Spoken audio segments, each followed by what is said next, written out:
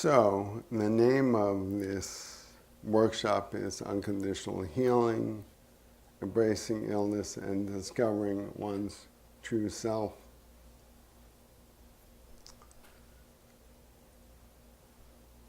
Which is a mouthful, and as I sit here on Friday night, I'm thinking, really? Can we do that? And the question is, maybe, possibly. It certainly I've been done before. But every time is a new adventure. Every time is a new experience. And so this weekend is really about exploration and discovery rather than a set of steps that you easily follow to get to your goal. It doesn't quite work that way at all.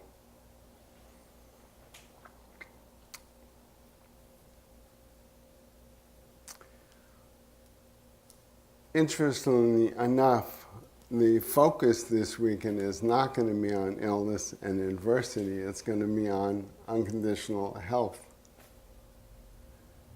which contains and surrounds and infuses the other stuff. So we're going to focus on unconditional health this weekend. And of course we'll talk about illness, we'll talk about disability, we'll talk about adversity, but in a context, which is, I can't tell you how important that is. Because without that context, it's a garden variety, run-of-the-mill support group, which I'm not knocking at all. I've gone to support groups myself, and they definitely are valuable, and they serve an important function.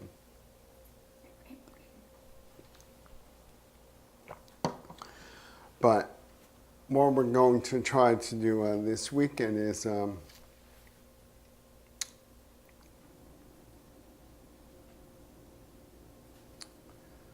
solve the whole enchilada.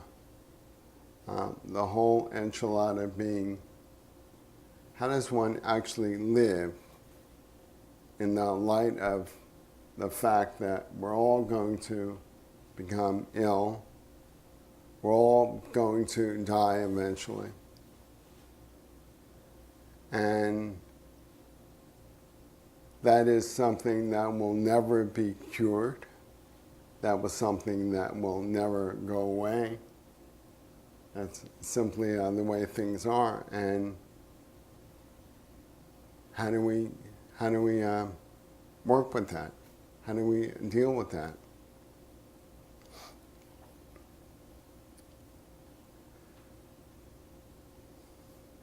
So we're going to talk about unconditional health as the background and the core of what is actually going on. So when I say that to you, when I say that you're basically healthy, as you're all sitting here, when I say that we're unconditionally healthy, I want you to take a second and just let that sink in. I want you to actually try to feel what those words actually are pointing to. So let's just pause for a second. And I will say it again, everyone here is unconditionally healthy.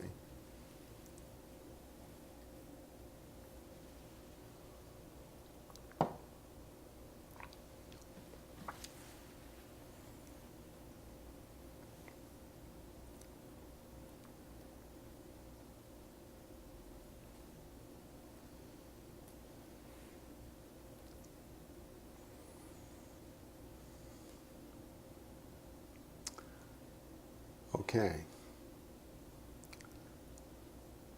So I'm just going to go on a limb here and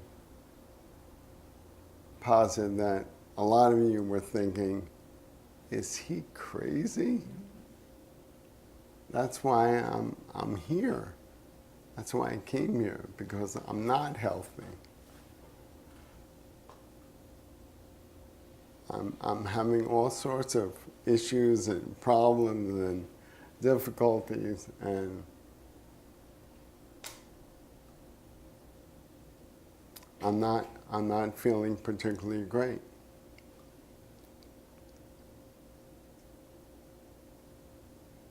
And others of you, I'm sure, were feeling provoked that this sounds interesting. I want to hear more. Is this really the case? Even though I don't necessarily feel that myself right now. But I'm willing to reserve judgment, and I'm going to hear more. And probably some of you are feeling, yes, at this moment I feel unconditionally healthy. I don't know how long that will last. It may not last more than a few seconds, but right when he said that, I was experiencing that. Really understood that. I felt that.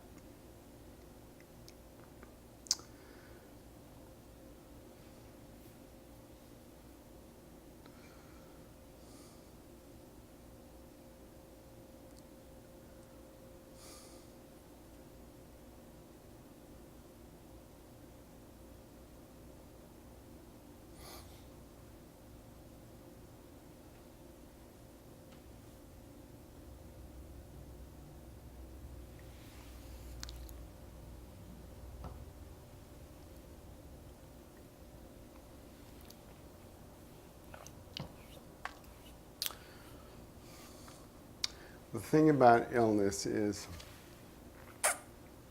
it brings things to a painful point, which is both a blessing and a curse. By that I mean it brings things to a painful point, which means things get much, much worse for people who are ill or are facing a loved one possibly getting ill and terminal, or losing a job that you've had for umpteen years, or the loss of a relationship for years and years. These are all things that are incredibly painful. And so that's the curse part. But the blessing part is they force us at that moment in time to dig much deeper, to really look at how we operate as a human being on this earth, and what kinds of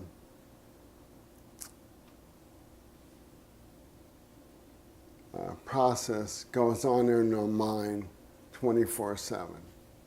Now, when things are going well, we may be able to skate along and just go with the flow and not question a whole lot. But then when things turn rocky, we really have no choice but to question, what am I doing with my life altogether? What is the purpose of living? If we're facing a serious illness, we question, what have we done up to that point in time? And when you start looking at your mortality, this naturally occurs. But a lot of the time, it does not occur. And what normally occurs is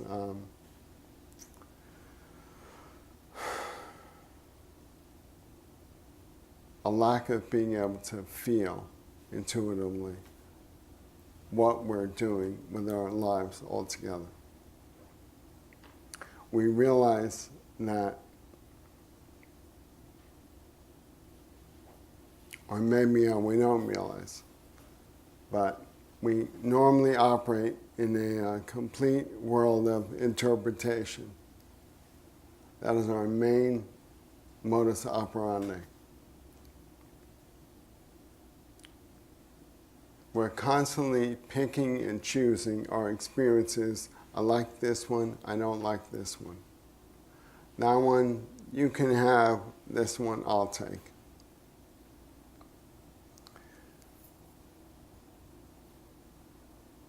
So when illness occurs, we notice that even more fervently, that we interpret. We interpret, this is bad, and I'm going to resist this, I'm going to push it away, I'm going to suppress it, I'm going to deny. And the interpretation, by virtue of our experience being fragmented at that point, there's me and my experience. By virtue of that fragmentation, our suffering only increases.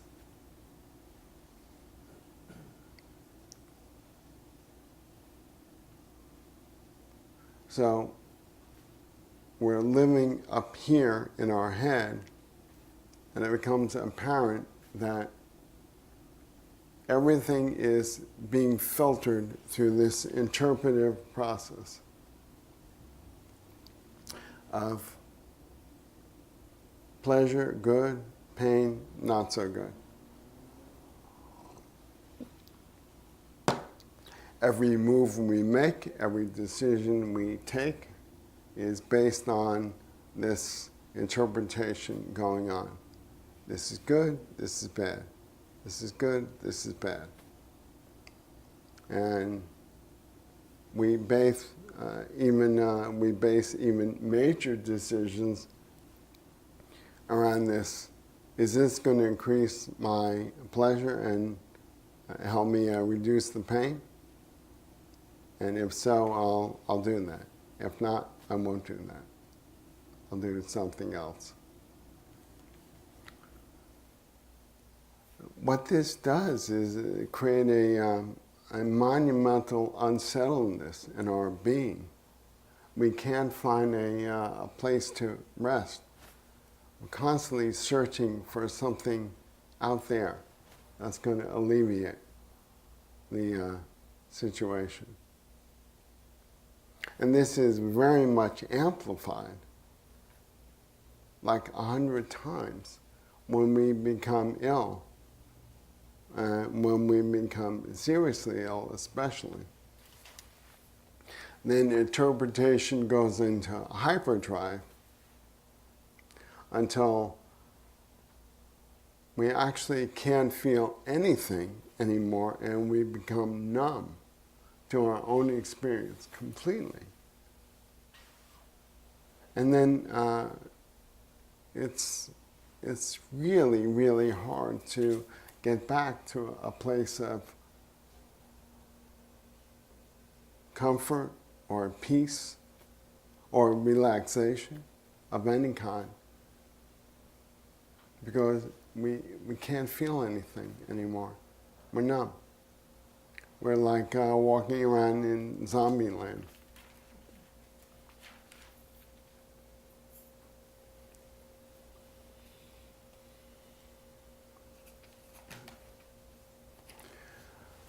So what does this have to do with unconditional health? Well, if we're unconditionally healthy, that includes all experience. That includes health, physical health, that includes illness, that includes adversity of all kinds.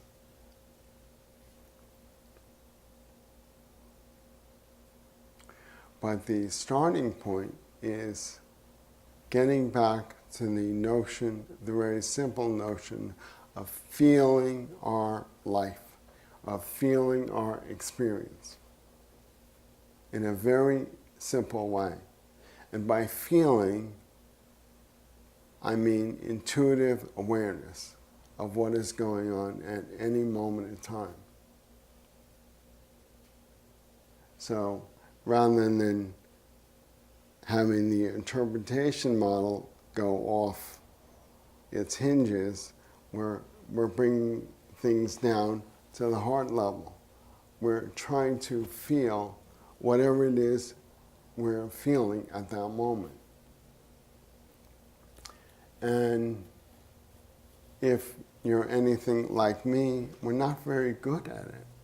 It takes practice. It takes effort. It takes bravery. It takes courage to feel what you're experiencing at that moment without denial. That doesn't mean just during good times, when it's easy to feel being out on the beach at sunset with the waves coming in and the breeze hitting your face. I think everyone here will agree that feels good.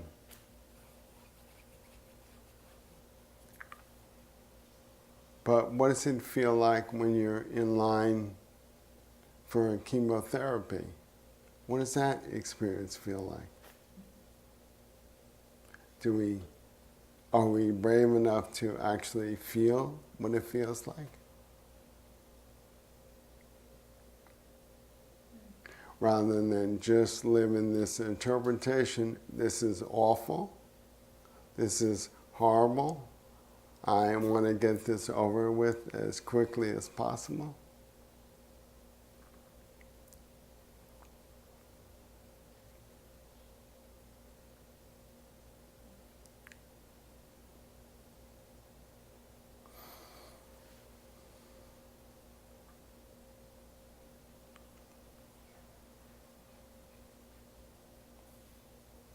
So I'm asking us to this weekend take a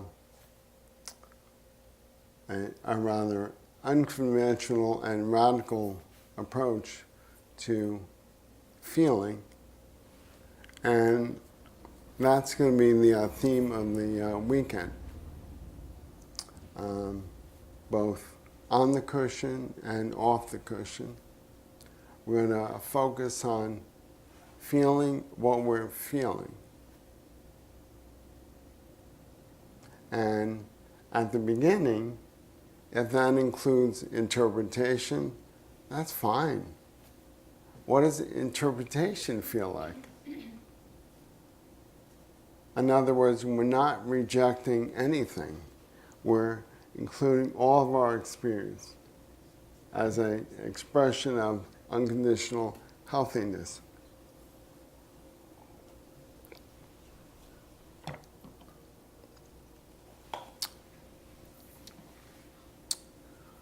The weekend really has two concrete goals, though, and I'm going to say that up front. One is support, and the other is clarifying mistaken beliefs about reality.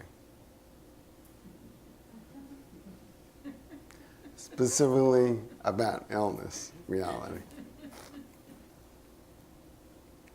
So the first one, support. We are all connected here. We are all connected. We are all part of humanity. We need that. We as human beings need that connection. And the worst part of adversity and illness is that connection very often gets completely severed. We become isolated, we become stigmatized. And I'm not only talking about our connection to others, but our connection to ourselves as well.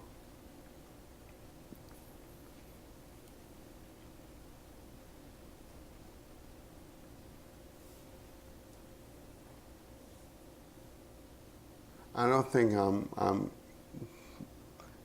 giving away any secrets. Is there anything more empowering than a human hug? How do you feel when you're hugging someone? You feel empowered, you feel alive, you feel supported, you feel nurtured, and you're offering the exact same thing. We all need that support, and especially when we're feeling unworthy. So that's another term, in addition to feeling, I want to introduce and explore this weekend as well. When we become ill, we naturally, and everyone feels this, by the way, everyone feels this sense of unworthiness, but it's amplified when we become challenged. We feel less than a human being. Very, very sad.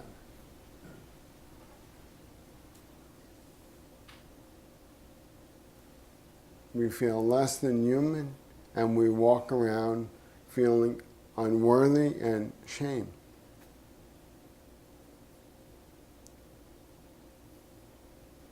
And we don't have to really explore where that came from. We don't have to psychoanalyze it. But what we do have to do is recognize it, acknowledge it, and feel it.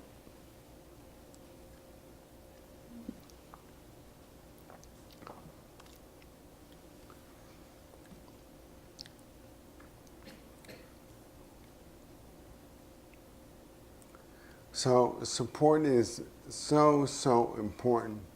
And one of the reasons I even started doing these workshops is because I inherently felt a need for support myself, and was having great difficulty with being around purely healthy people. They didn't quite get it, what was going on. And, you know, I've been ill for a long time.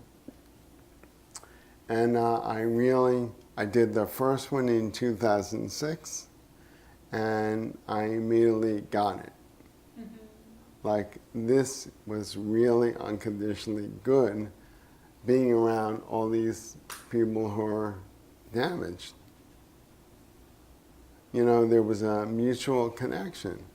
We talked the same language. We could be open. We could be frank. I'm angry. I'm pissed. I feel like shit. Without, you know, someone trying to fix it. You know, rather than just listen. Just acknowledge the connection. The human connection.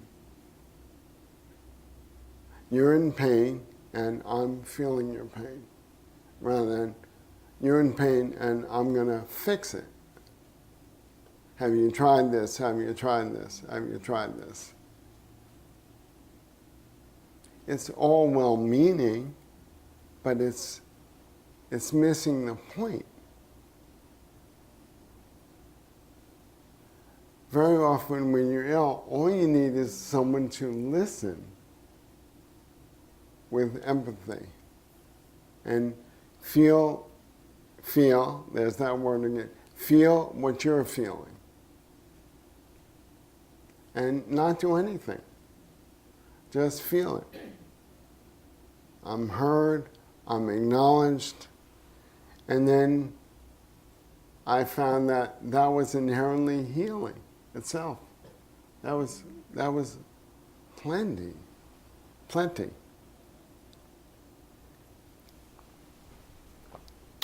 So we are gathered here not to pity each other, not to feel bad, but to celebrate coming together and our mutual human connection.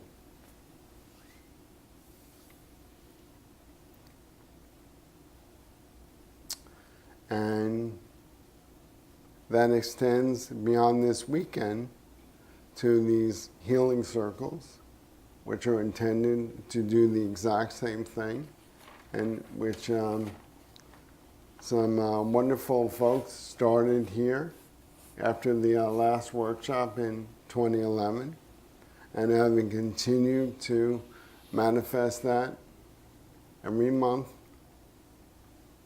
on the first Saturday. And that is so, so critical. That became apparent to me after the very first workshop. Like, what now? You know, where do all these folks go?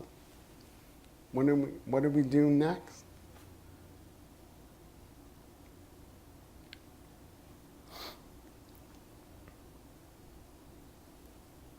So this is a very different approach than trying to figure out why you're ill, whether your modalities are on track for curing your illness, and that can certainly be part of it, but only part of it. Because once you're cured, if you're lucky enough to be cured, you're in the same boat anyway. You're still going to get ill again, and you're still going to die. Hold the presses. So that was the first goal of this weekend support, and we have a staff of folks who are dedicated to providing as much help as they can. It would really help if we all communicated what we need. That would really help the staff a lot. Don't be reticent. You can say whatever is going on with you here. We have places to rest and lie down.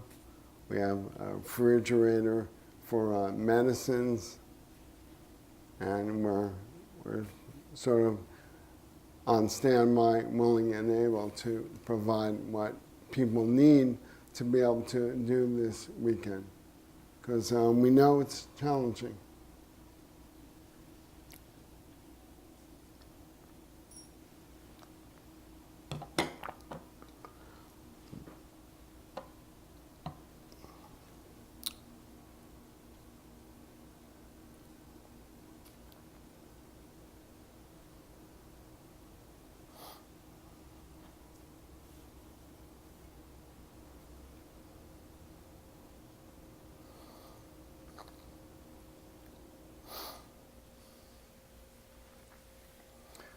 So the second goal, clarifying mistaken beliefs about reality.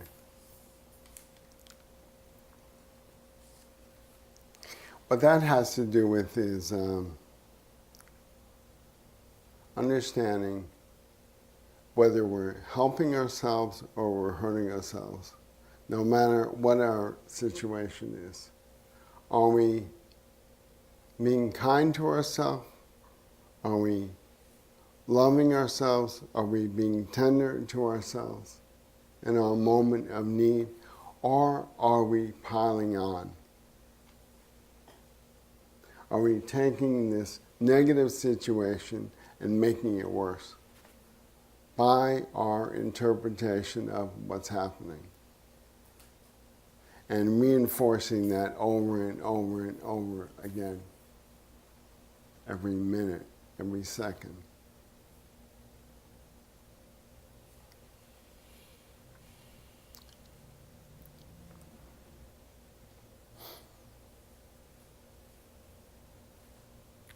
Unconditional health is about balance,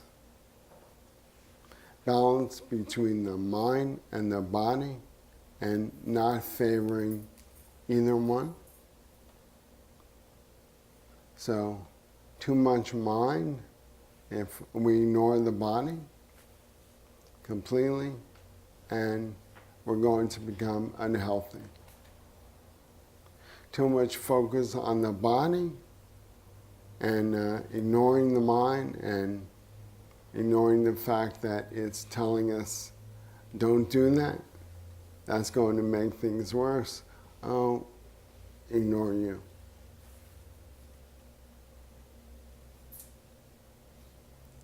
So, balancing the mind and the body, and the interesting thing is, they're one. They're integrated. They're synchronized. Now, we may not experience that fully, but they are. The potential for a fully synchronized body and mind are always there. There's a seed of that always there. That perfect integration.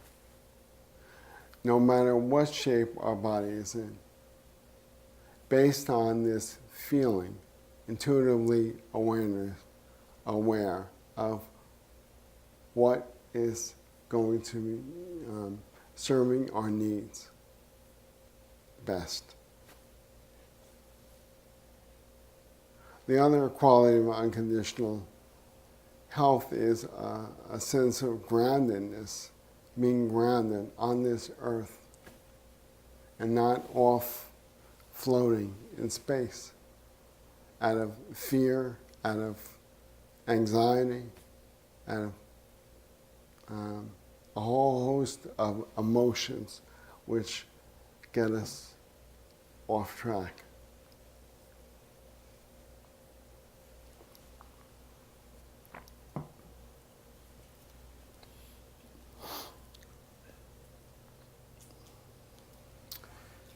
And the third quality of unconditional health is a deep, deep sense of worthiness as a human being on this earth, no matter what shape you are in. You belong here. We belong here. We are a part of humanity. And we forget that.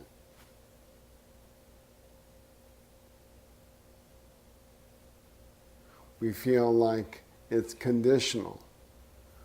Some days we're part of the human condition, other days not. Other days we feel like subhumans. We feel like animals.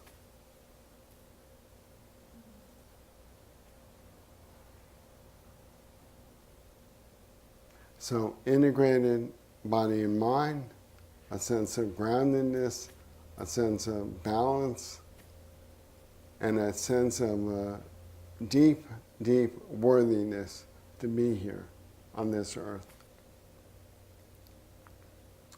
Now, what does this all have to do with meditation practice, which is the core of how we approach unconditional health? mindfulness practice. But not mindfulness as a mechanical exercise. You know, do this and this will happen, or do this and you're going to lower your blood pressure. Or follow these 3 steps and your alpha waves will increase. Or your beta waves, I can't remember which. We're not approaching it at all from a mechanical perspective. We're approaching it from the point of view of feel. What does it feel like sitting on that cushion and just being with ourselves, for ourselves?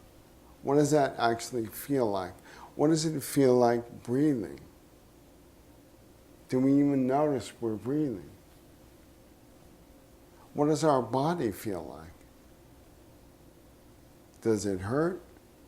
Is it uncomfortable? What does it feel like when I sit up versus slump? What does it feel like when I sit on a chair versus a cushion? What does it feel like when I'm feeling grounded versus ungrounded? So I said up front, this is really about discovery. This is about exploration. I do not have the answers. I'm a fellow traveler this weekend, exploring and discovering these things for myself as well. Because feeling is in the moment. There's no script. You don't know what you're going to feel.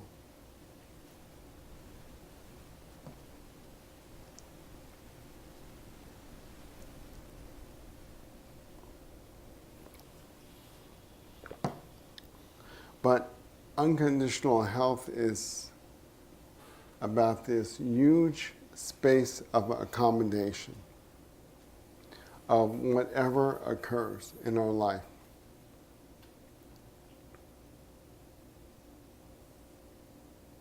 And it's always there. That accommodation is always potentially there. And I say potentially, it's there, but we may not acknowledge it. That's where the potential comes in. Are we willing to accommodate whatever feelings arise and hang in there with them? And if we're not willing to hang in there with them, are we willing to hang in there with not hanging in there? So that we don't repeat this cycle of avoiding. We're basically saying, are we willing to take a neutral approach to our experience and not have a preconception about this is good and this is bad, but really feel things inherently for what they feel like, pure and simple? Are we willing to do that? Because that is essentially what meditation is. It has no other function other than this intuitive awareness of our experience, feeling it here rather than just in the head, through interpretation. And this goes very, very far. As we're sitting here, we're not actually feeling our bodies. We're feeling an interpretation of our bodies. We have to go deeper. In classic psychology, this would be called the psychosomatic body. We're all in touch with a psychosomatic body, but not really our body. Because that interpretation is so quick, it's so fast, it's so vast, it's so pervasive.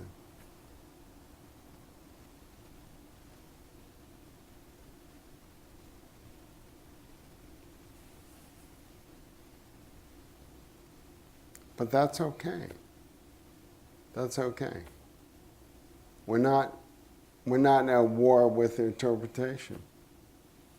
We're not at war with anything. Meditation is based on a foundation of caring for ourselves, loving ourselves.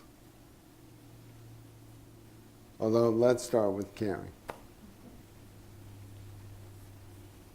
Let's start with making friends with ourselves first. And leave the romanticism for later.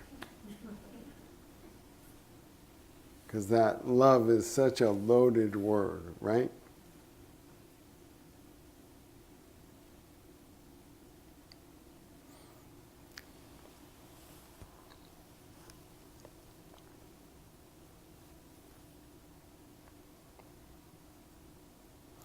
So the last thing I wanted to say concerns feeling. Feeling is multidimensional. And by that I mean we experience things all at once. As you're listening to me, you're feeling your butt on the chair or the cushion. You're feeling the sound in the room, my voice, the truck outside. You're feeling the temperature in the air. Is it too cool, too hot? You're listening to the air going through the duct. Feeling is multidimensional. We can experience and we can accommodate all of this at once. We can accommodate feeling bad and feeling good at the exact same time.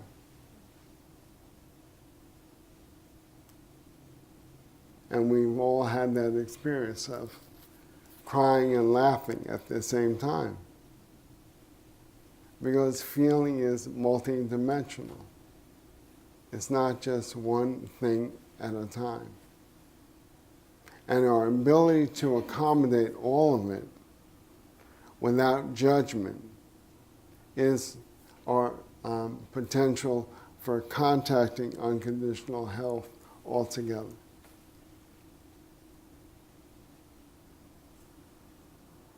That wonderful, wonderful space of accommodation that includes worthiness to be a human being.